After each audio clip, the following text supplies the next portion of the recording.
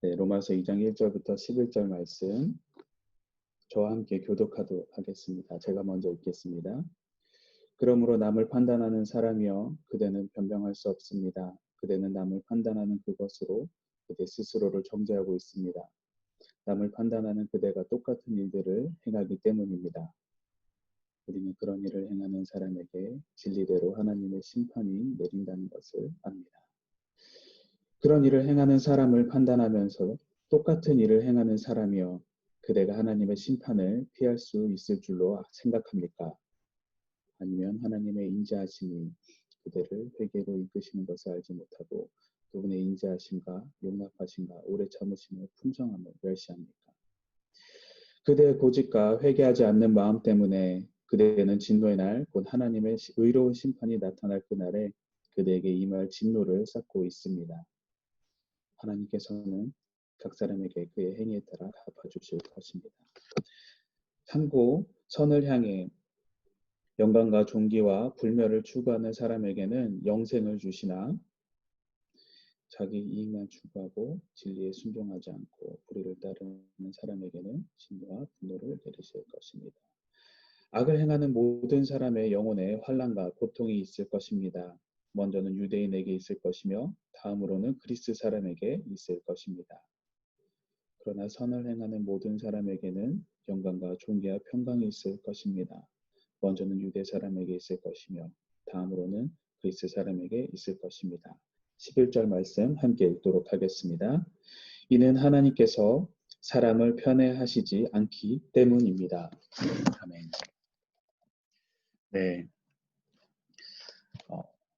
어떻게 아침부터 많이들 모여서 주님께서 너무나도 기뻐하실 것 같습니다. 네, 이런 이른 아침에 쓰기에는 조금 그런 속담이긴 한데 우리나라 속담에 이런 속담이 있죠. 똥 묻은 개가 겨 묻은 개 나무란다라는 속담이 있습니다.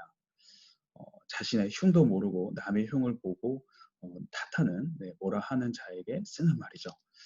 오늘 말씀에 이 바울이 이야기하는 바울이 지금 말씀의 대상이 되고 있는 유대인들의 딱 이 말씀에 이 속담에 똥 묻은 개입니다.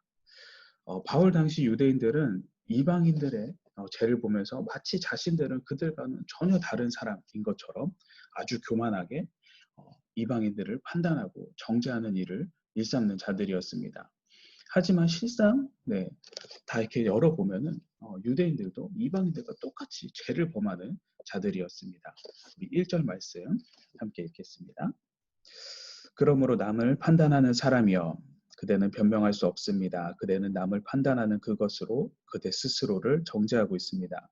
남을 판단하는 그대가 똑같은 일들을 행하기 때문입니다. 아멘.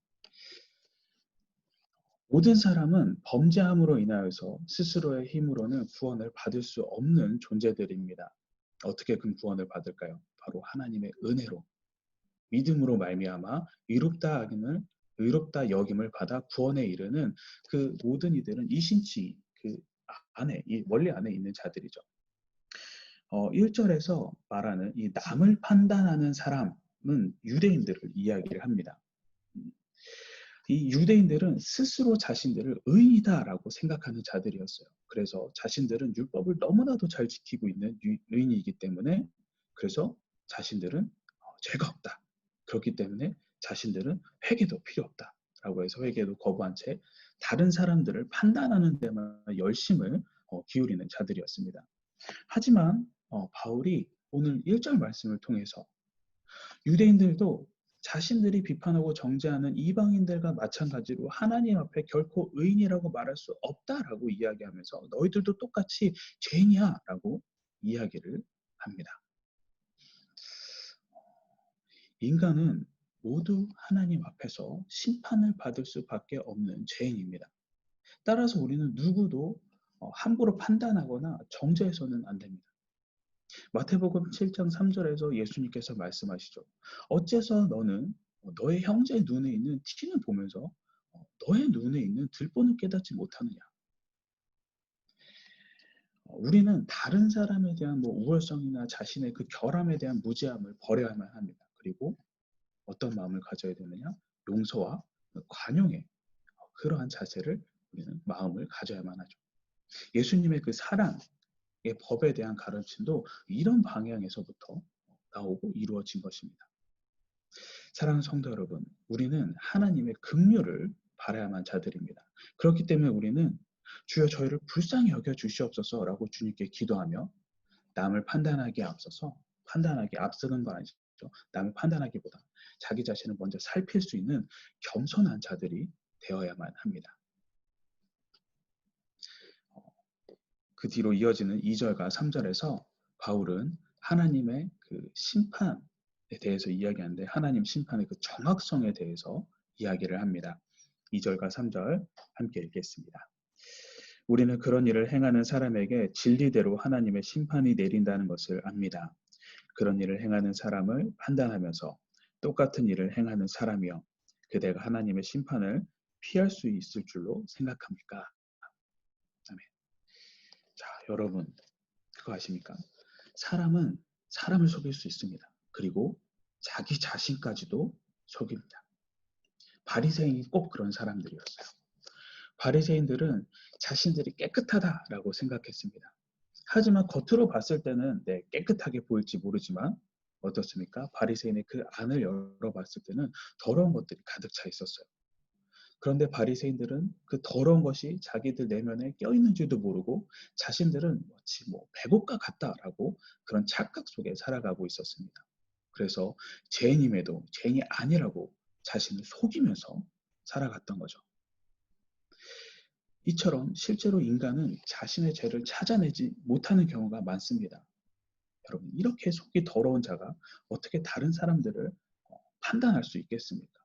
그 판단이 바른 판단이 되지 못할 것이죠.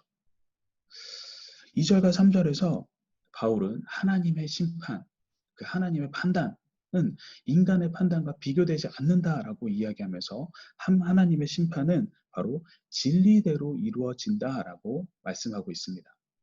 무슨 말인가? 하나님은 눈에 보이는 그 외형으로 심판의 기준을 삼으시는 분이 아니라 그 사람의 현재 그 모습 그대로를 판단 기준으로 삼으신다라는 것입니다. 그래서 아브라함의 혈통이라는 그 외적인 기준이 아니라 악을 행하고 있는 그들의 실제 모습을 가지고 그 속에 마음 가지고 깨뜨려 보시고 그들이 선한 자인지 악한 자인지 죄인인지 그렇지 않은지 판단하신다라는 것입니다. 그리고 이러한 기준은 누구에게나 동일하게 적용이 된다라는 것입니다. 그래서 누구도 하나님의 심판을 피할 수 없다라고 이야기를 합니다.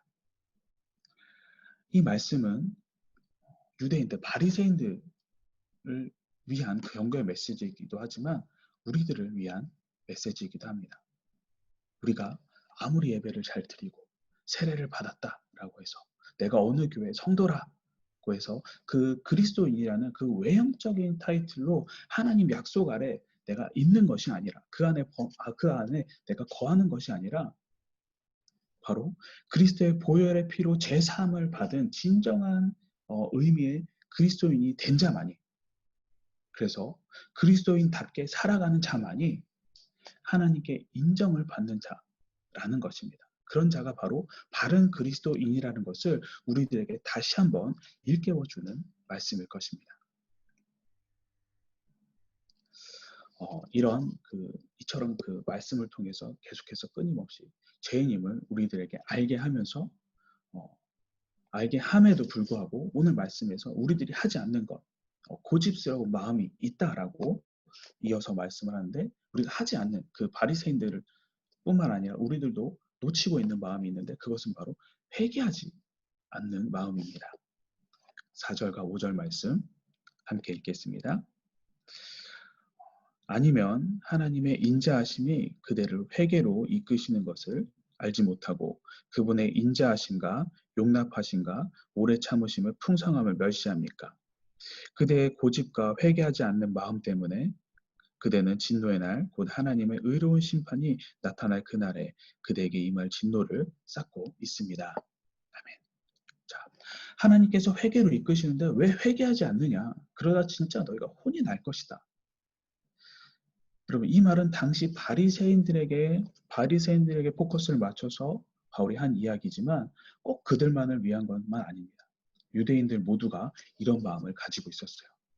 그리고 그들이 갖고 있는 마음, 회개하지 않는 마음, 회개가 필요 없다고 생각하는 이 마음, 이것은 그때 당시 사람들뿐만 아니라 오늘날 우리들도 얼마든지 가질 수 있는 마음이기도 합니다.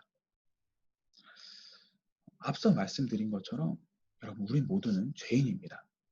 하나님께서 죄인들에게 갚기를 바라시는 것이 있는데 그리고 행했으면 좋겠다라고 생각하는 게 있는데, 그것은 바로 우리들의 죄를 주님께 우리들에게 진실되게 고백하는 것을 하나님께서는 바라십니다.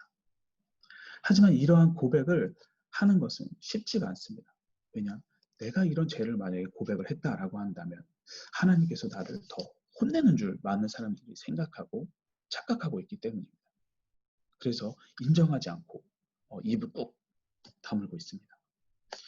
하지만 그렇게 입을 다물고 내가 모른 척을 한다고 해서 우리들과 죄가 사라지는 것은 절대 아니죠. 내가 모른 척을 한다고 해서 우리들의 마음이 또 평안해지는 것도 아닙니다. 오히려 내가 모른 척하고 있을 때 더 마음이 타들어가요. 범죄자들이 범죄를 저지른 다음에 온 세계를 막 활개쳐 다니는 게 아니죠. 어딘가에 숨어 있는 거예요. 우리들의 마음은 너무나도 힘이 듭니다. 속이 타들어가는 것 같아요. 썩어 들어간다. 이것이 죄를 지은 자, 그 죄를 갖고 회개하지 않는 자의 그 마음의 모습이고 그들이 겪는 고통입니다. 이러한 그 고생이 나중에는 없어지는 것도 아니고 낙이 생기는 것도 아닙니다. 이 고생 끝에 낙이 오는 게 아니라 바로 뭐가 오느냐? 바로 하나님의 심판이 오게 됩니다. 사랑하는 성도 여러분, 쓰지 못하고 마르고 딱딱한 땅, 그 위에 아무리 좋은 씨를 뿌린다고 해도 그 땅에서는 절대 싹이 나지 않습니다. 그러면 이 땅을 어떻게 해야 싹이 나게 되는가? 그것은 바로 그 땅을 다 들어엎는 수밖에 없습니다. 죄로 인하여서 딱딱하게 굳어버린 우리들의 마음을 되살리기 위해서는, 들어엎기 위해서는 하나님 앞에 나의 죄를 진실되게 모든 것을 다 토해내는 수밖에 없습니다. 토설하는 수밖에 없어요. 회개만이 죄로 딱딱하진 우리들의 마음을 갈아엎는 방법인 것을 잊지 마시기 바랍니다. 이어지는 6절부터 11절에서 바울은 심판의 기준, 그 하나님의 심판의 보편성에 대해서 이야기를 합니다. 그러면서 각 사람에게 행한 대로 보응하고 유대인이나 이방인을 막론하고 하나님의 심판에는 예외가 없다, 편애가 없다, 편애하지 않는다라고 말씀을 하십니다. 네, 우리 6절 말씀을 함께 읽도록 하겠습니다. 하나님께서는 각 사람에게 그의 행위에 따라 갚아주실 것입니다. 아멘. 이집트를 한 이스라엘 백성들은 시내산에서 정식으로 하나님의 백성으로 하나님과의 그 언약 관계를 맺게 됩니다. 이때 하나님께서 말씀을 하시죠. 출애굽기 15장에서 말씀하실 때 너희가 내 말을 듣고 내 언약을 지키면 너희는 나의 거룩한 백성이 될 것이다 라고 말씀을 하십니다. 자, 여기서 하나님께서 이스라엘 백성들에게 너희가 나의 거룩한 백성이 되는 방법을 이야기하는데, 그것은 바로 너희가 아브라함의 후손이기 때문에 너희가 나의 거룩한 백성이야 라고 하지 않으시죠. 하나님께서 말씀하신 이스라엘 백성들과 맺은 이 언약의 핵심이 되는 것은 바로 너희가 나의 말을 지키느냐 안 지키느냐에 있습니다. 즉 행위로 맺어지는 언약이죠. 이 언약은 그들이 만일 하나님의 말씀을 어긴다라면 자동적으로 어떻게 보면 하나님의 백성으로서의 그 자격과 특권을 잃게 된다라는 그런 사실을 담고 있습니다. 자, 그런데 오늘날 오늘 말씀의 이스라엘의 백성의 문제점은 무엇인가? 바로 그 내용을 전혀 인지하지 못하고 있다는 거예요. 행위에 대한 것을 모르고 그들은 하나님의 말씀을 정확하게 지키지 않는 것에서 자신들과 이방인들이 결코 다르지 않다라는 것을 그들은 그냥 잊고 살고 있습니다. 그러면서 뭐라고 하는가? 나는 아브라함의 자손이니까, 백성이니까, 나는 할례를 받았으니까, 나는 하나님의 백성이라는 자로 불림을 받는 민족이니까 이것에만 이스라엘 백성들이 몰두해야 하고 있다라는 거예요. 이런 모습은 구약뿐만 아니라 오늘 말씀의 신약에서도 유대인들과도 똑같습니다. 바울은 이런 유대인들을 지적하면서 하나님의 진노와 심판받는 일에 유대인들과 이방인들과 그들은 서로 결코 다르지 않다라고 이야기를 합니다. 이렇게 이야기를 하면서 조금 마음에 걸리는 게 있어요. 꺼림칙한 게 있습니다. 그것은 바로 로마서의 주제면서 어떻게 보면 성경의 핵심이라고 할 수 있는 행위가 아닌 믿음으로 구원을 받는다와 지금 행위 언약이라고 이야기한 게 상당히 상반되는 내용이기 때문에 이게 맞나라는 생각이 듭니다. 하지만 이걸 그냥 짧게 잠깐 말씀을 드리면 오늘 말씀 그 6절 이후부터 8절 뭐 이렇게 해서 언급하고 있는 이 행위라고 하는 것은 하나님과의 관계를 통해서 드러난 진정한 신앙의 그 외적인 표현입니다. 표출이고 그 신앙으로 인해서 나온 행위를 말하는 것이지 그 율법에 막 얽매여서 하는 그런 행위가 아니라는 것을 우리가 한번 좀 언급하고 알고 가셨으면 좋겠습니다. 이 얘기를 하면 너무 길어지니까 여기까지 말씀을 드리고 다시 말씀으로 돌아와서 오늘 이 바울이 오늘 이 로마서 2장 1절부터 오늘 말씀을 통해서 꼭 전달하고 싶은 것이 있어요. 그것은 뭐 우리가 죄인이라는 것을 지적을 하고 하나님의 그 심판은 정확하고 편애가 없다라는 것을 바울이 언급하면서 바울이 궁극적으로 이야기하고 싶은 것, 그것은 무엇입니까? 그것은 바로 복음입니다. 비록 너희가 하나님의 자손일지라도 유대인이라도 그들이 구원을 받고 하나님의 진노에서 면제받는 길, 그것은 바로 예수님을 믿는 믿음뿐이다라는 것을 오늘 말씀을 통해서 이야기를 하고 싶으신 거예요. 사랑하는 성도 여러분, 오늘 지금 우리들도 마찬가지입니다. 우리가 구원을 얻는 길은 우리 집이 뭐 4대째 믿음의 가문이고 내가 교회에서 얼마나 많은 봉사를 하는 가정이고 내가 세례를 받고 집 사고 뭐 권사고 뭐 내가 목사고 이런 것이 아닙니다. 구원은 오직 예수님을 믿는 믿음으로만 가능합니다. 그렇기 때문에 우리가 붙잡아야 될 것은 예수님이고 오직 믿음뿐입니다. 믿음으로 구원을 받는다는 것을 잊지 말기를 주님의 이름으로 간절히 서원합니다. 지금 이 시간 우리 함께 오늘 말씀을 가지고 기도하도록 하겠습니다. 오늘 말씀을 가지고 기도할 때 먼저 자신이 내가 죄인임을 고백을 하고 내가 그릇된 기준으로 다른 사람들을 정죄하거나 판단하지 않게 하여 주시옵소서. 두 번째, 자신의 죄를 주님께 진실되게 모든 것을 다 토해낼 수 있는 고백하는 자가 되게 하여 주시옵소서. 세 번째, 행위가 아닌 오직 믿음으로 구원을 받는다는 사실을 잊지 않고 살아가게 하여 주시옵소서. 이 세 가지를 놓고 우리 함께 기도하도록 하겠습니다.